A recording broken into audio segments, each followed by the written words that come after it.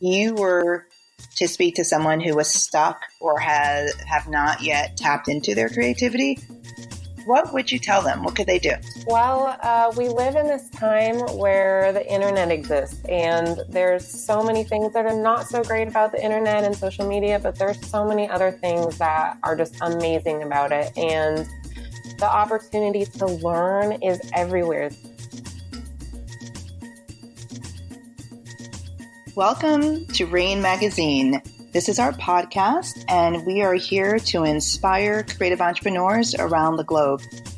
As you know, we are always on the lookout for the next big names in fashion, culture, and technology. And today we have Krista Stryker, one of our more recent interviews that we're featuring in our spring edition. I'm so excited to have her today.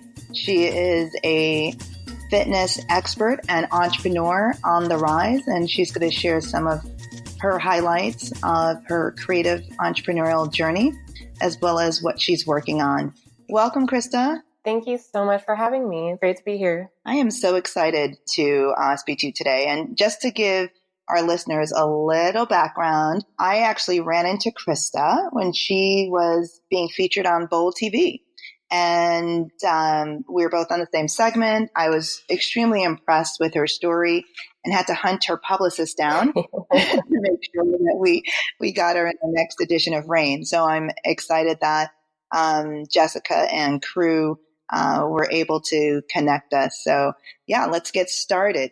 She is not only a fitness expert, she's a HIIT trainer. We'll get into that in a second. She is the creator of the 12-Minute Athlete app and website. She is also the author of the 12-Minute Athlete, Get in the Best Shape of Your Life in 12 Minutes a Day, which of course I need to get that. And not only that, she's not stopping, guys.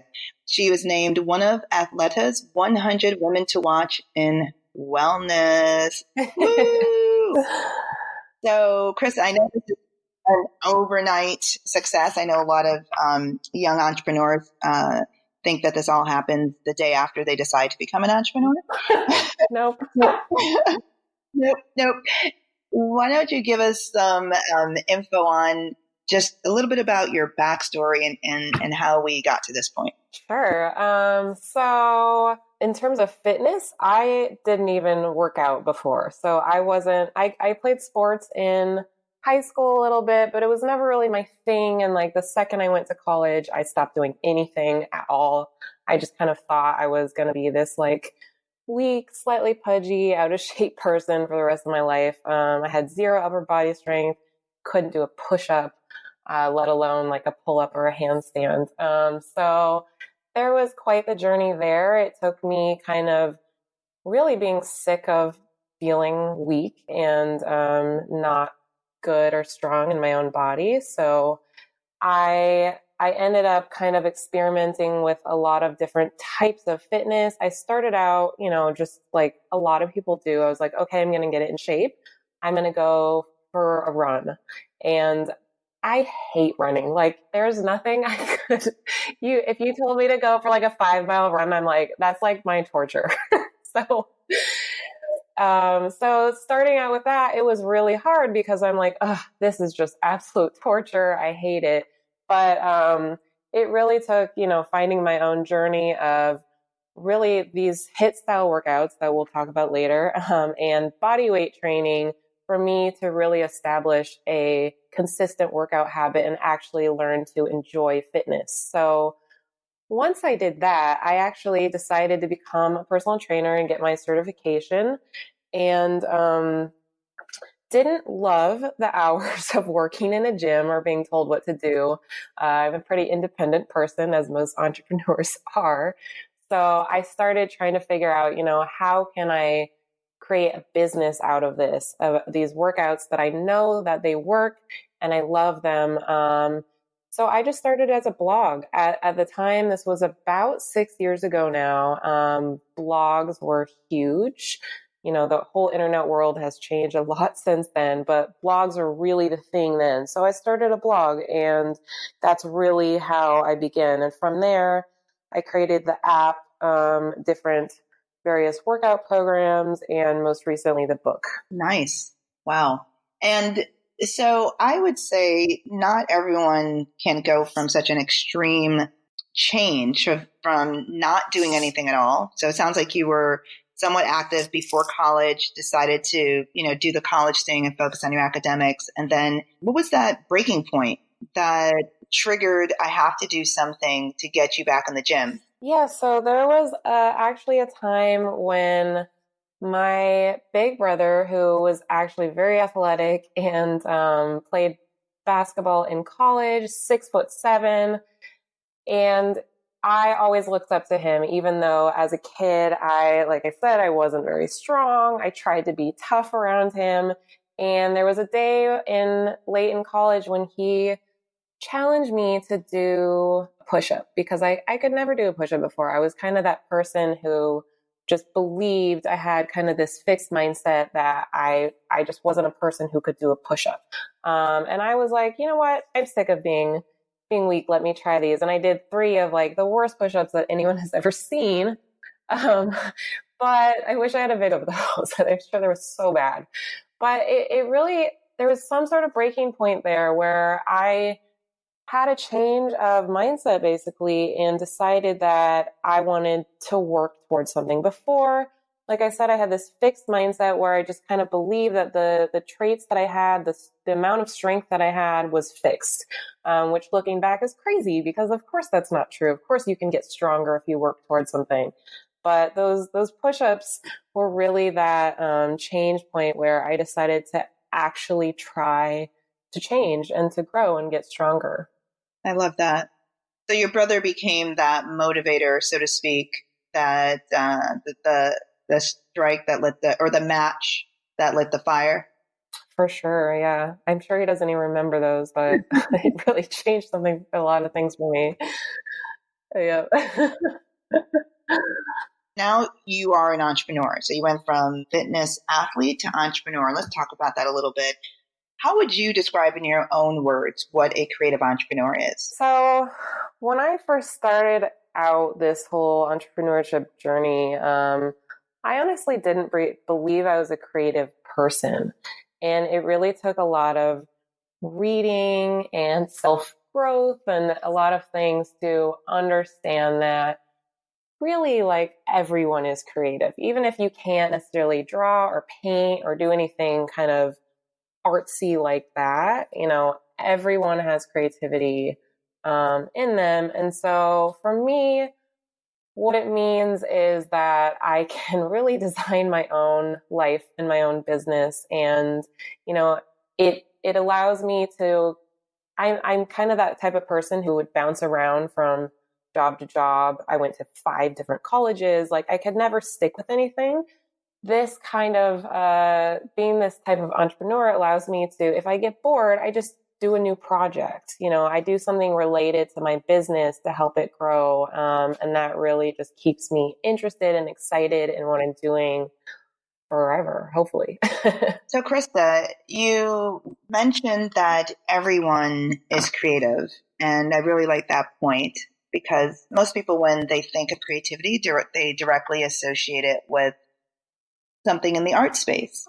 And you were to speak to someone who was stuck or have not yet tapped into their creativity, what would you tell them? What could they do? Well, we live in this time where the internet exists, and there's so many things that are not so great about the internet and social media, but there's so many other things that are just amazing about it. And the opportunity to learn is everywhere. There's so many books, podcasts, videos, different accounts to follow, and online courses, so many things you can do to kind of just learn. And, if you have a slight interest in something, go follow that and read as much as you can about it.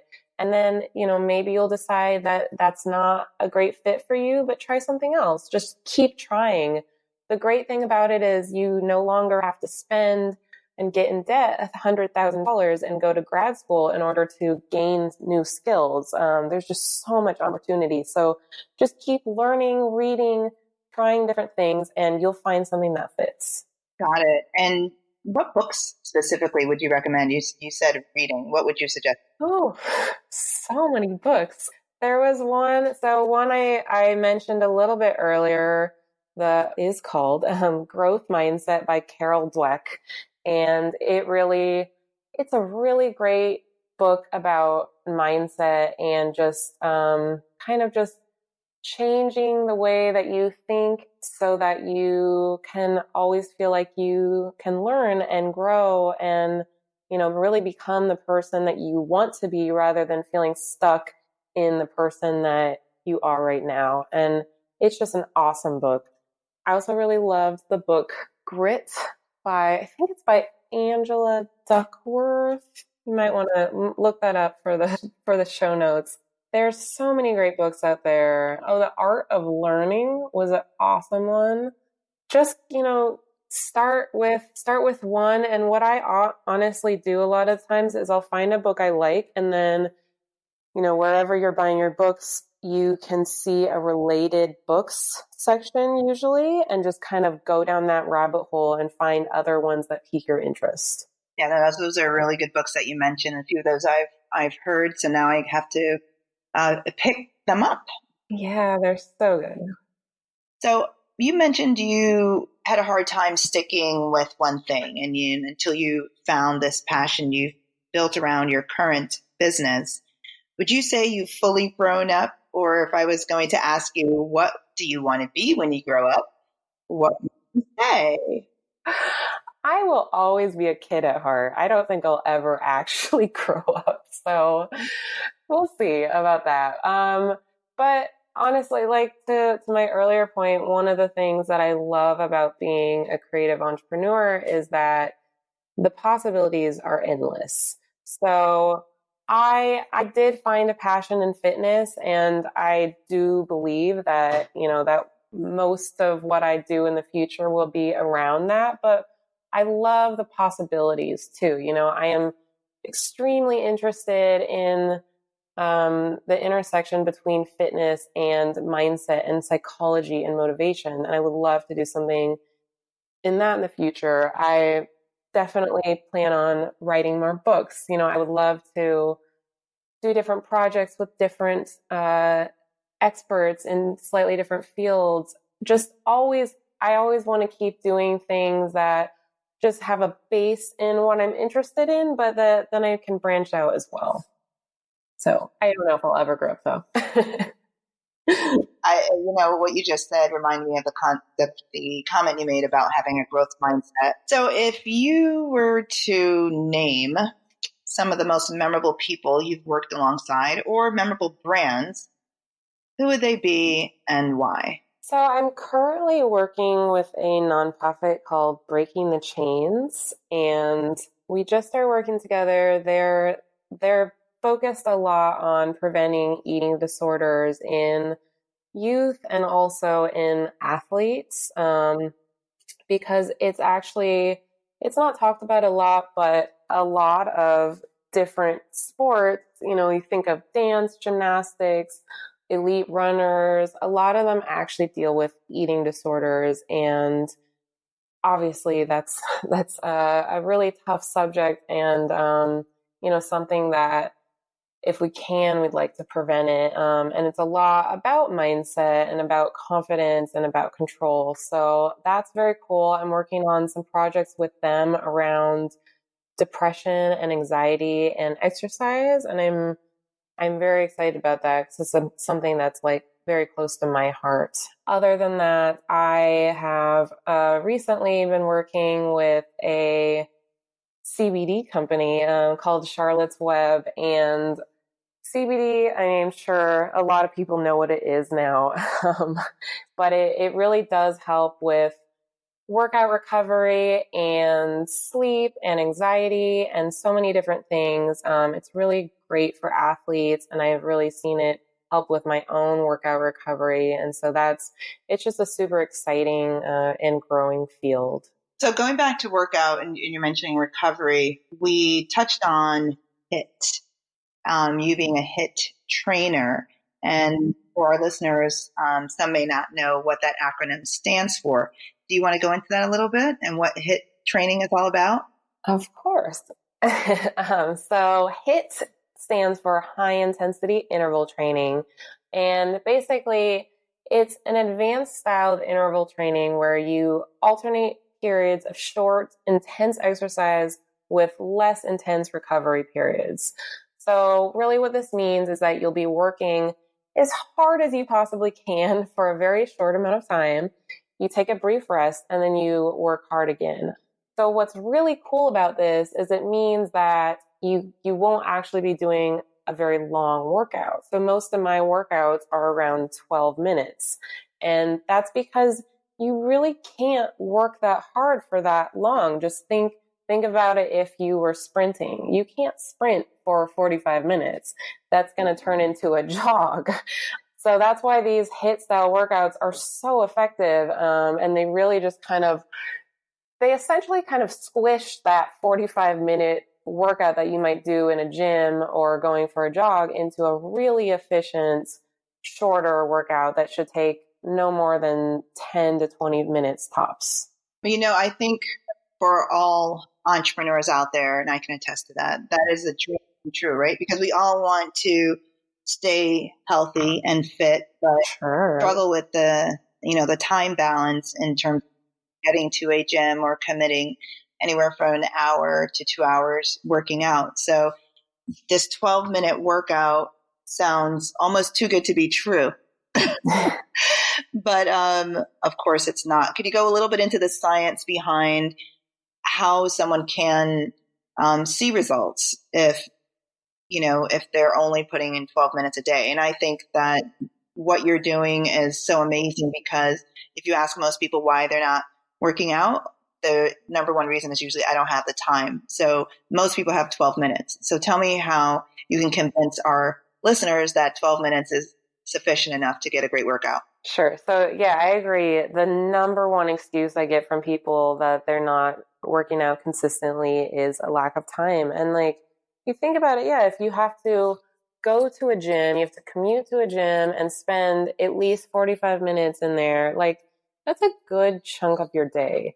So what's awesome is that there's actually been so many studies recently about the benefits of HIIT training and how really working intensely. So that's the key, is you actually do have to work hard, but working intensely for a short amount of time, 10, 15 minutes tops, has similar or actually better benefits to a moderate intensity 45-minute workout that you would do, go on the elliptical machine and do some light weights or something. So it really, like I said, it really just packs that longer workout into a shorter, more efficient workout. And it works. You will, however, be tired after doing a HIIT workout. You should be, because it's hard, but it's, it's worth it because it's only 12 minutes. All right.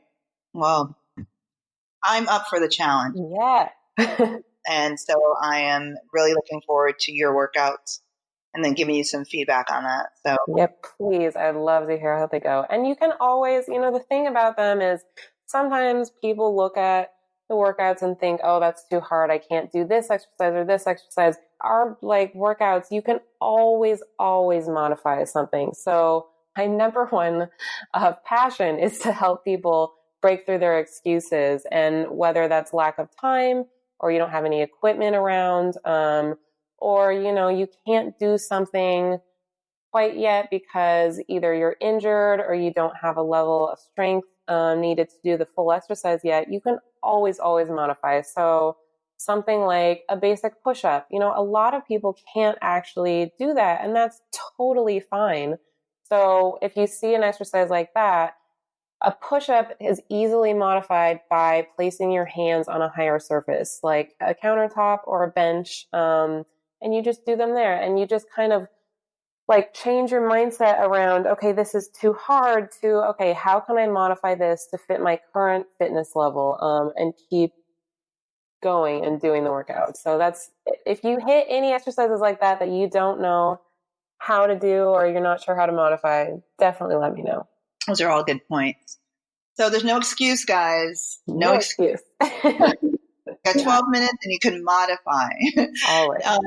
one of the things I want to touch on that a lot of entrepreneurs don't go into depth is the struggle, the obstacles, the failures along their journey. And not only that, how they overcame them. So I want you to just think about something that was really hard for you along this path of becoming Athleta's 100 Women to Watch and this new author and all the accolades that you have accumulated so far. What was something that almost stopped you, and how did you get past that? So that first, 6 months to a year when you're just starting out and no one knows who you are, it's really tough. And what I see, that's the time that I see most people give up because they're not getting any positive feedback or any feedback at all in that first bit. And it was really hard for me.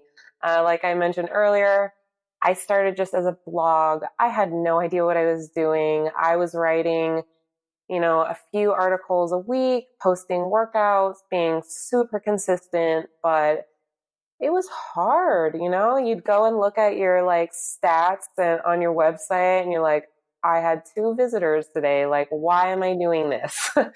And it's really a struggle at that first bit. And for me, it was kind of, again, back to that kind of growth mindset. I was determined to stick with something and get better and really just try and not give up. So it was a really tough time. I also very clearly remember my family kind of constantly being like, okay, well, when are you going to get a real job again? And I'm like, no, you guys, this is going to be my business. And no one believed me for at least a year. So that first bit is tough, but my best advice is just keep going. If you believe in what you're doing, keep going and don't give up.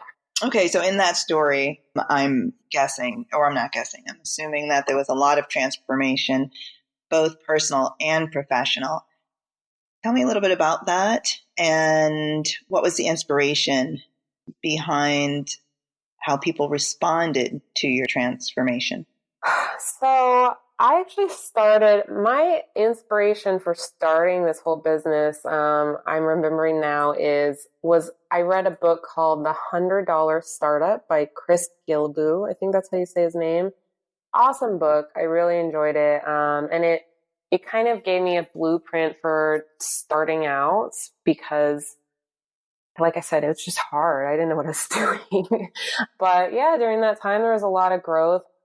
There's so much to figure out when you're first starting a business like this. Like, I didn't know any coding. I didn't know, my website is based on WordPress. I didn't know how to use WordPress. There was a lot of learning with just the technical stuff, but also, trying to figure out how to market my business. How do I let people know I exist? And like I said, it was tough with family and friends, and people didn't take me seriously. And what I had to do was really find other feedback. So I did seek out different conferences and mastermind groups and try to connect with other entrepreneurs so I could get some feedback and from people that were more kind of like-minded in the field that I was hoping to be in. So it wouldn't just be my family not understanding even what I was trying to do, telling me to get a real job. So I think that's really important. Well, I'm sure you're not alone. I know individuals that have to go through that challenge of convincing the ones they love that this is serious, especially in those early days. And were you always outgoing? Of course, you have done TV interviews and podcasts. And what was your personality like before you started? Were you always camera ready? Oh no. Oh no, it's been all growth. I'm a total introvert. I've always have been. As when I was younger, I was very shy, and that was tough. And I always kind of had that in my mind as, I'm a shy person. This is my personality. It's not going to change. So that was a lot of growth for me. I started as, wanting to write. I love to write. I briefly went to journalism school, tried to be a journalist before I did all this. But I realized pretty quickly that in order to be competitive and, reach more people, I also had to become more comfortable on video and in front of the camera. And that was tough. It did not come naturally to me. It's a lot of practice. I also, when I do a lot of my own videos, I film outdoors because that's part of what I kind of promote with my workouts, is that you can do them anywhere, if you're in a park, wherever you're at. So it was really, really hard starting out to set up a camera and a tripod by myself in a park and have people watch me. It was so tough. And I would just have times when I would, break down and kind of walk out of there with tears in my eyes because I couldn't finish it. And there were too many people around. I just couldn't deal with it. So it's been a journey. I actually have worked, this past year, I worked with an improv coach who generally works with actors, and it was life-changing. It was so helpful. So with everything, I'm always trying to, learn and grow and seek out experts and just be open to that growth. Oh, I like that takeaway. So the improv expert helped you break out of the shell as well, or? Nice. Wow. So helpful. If anyone, honestly, even if you're not in the entertainment industry or anything, it's really helpful. I've seen a lot of people since then work or go to kind of just improv classes that want to be better in, presentations or speeches or anything. It really kind of helps your mind think quicker. Super helpful. Interesting. What words of wisdom, out of all the things you've learned, I know you've mentioned growth mindset, sticking to it, not giving up.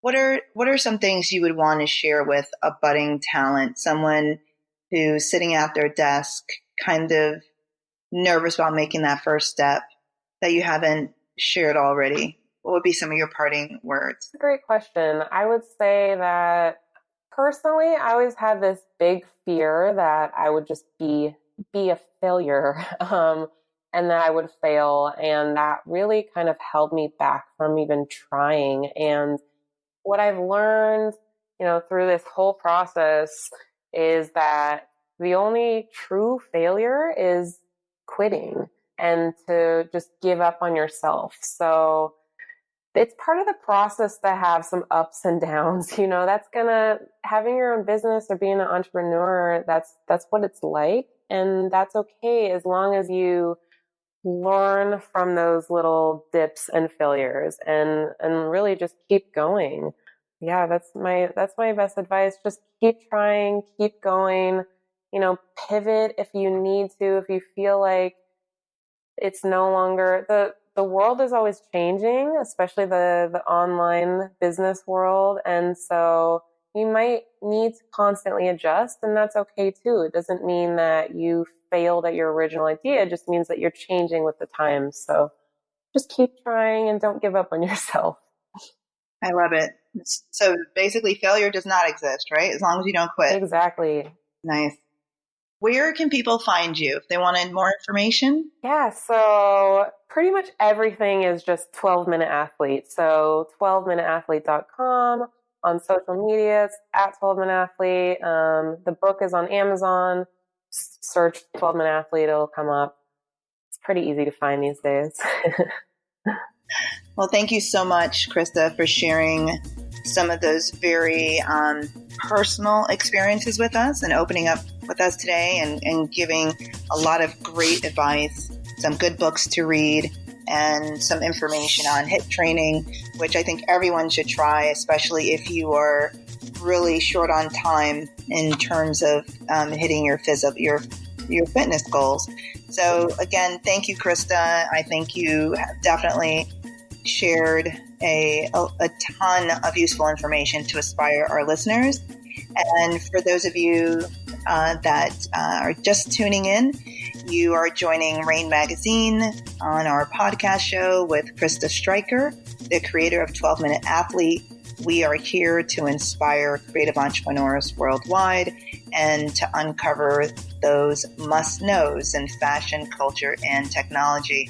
So thank you again, Krista, and we look forward to following your journey and to hitting that 12-minute workout.